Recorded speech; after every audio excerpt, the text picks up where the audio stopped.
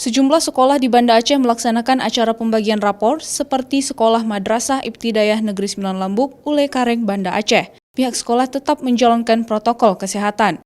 Wali murid hanya bisa mengambil rapor sesuai dengan waktu yang sudah ditentukan. Dalam satu hari hanya satu kelas agar tidak terjadi kerumunan. Pembagian rapor ini sudah dilakukan sejak seminggu lalu. Sebelum proses pembagian rapor, wali murid yang hadir terlebih dahulu diperiksa suhu tubuh oleh pihak sekolah, mencuci tangan, serta memakai masker sebelum memasuki ruangan kelas pembagian rapor. Tempat duduk pun diatur sesuai dengan protokol kesehatan. Yang hadir hanya orang tua saja, disebabkan perlu ada penyampaian kepada orang tua tentang perkembangan dan mungkin ada hal-hal yang harus dicari solusi bersama orang tua. Selain itu, pihak sekolah menyatakan siap menyambut tahun ajaran baru 2020-2021. Sekolah juga telah melakukan penerimaan siswa-siswi baru serta pendaftaran ulang dengan sistem daring.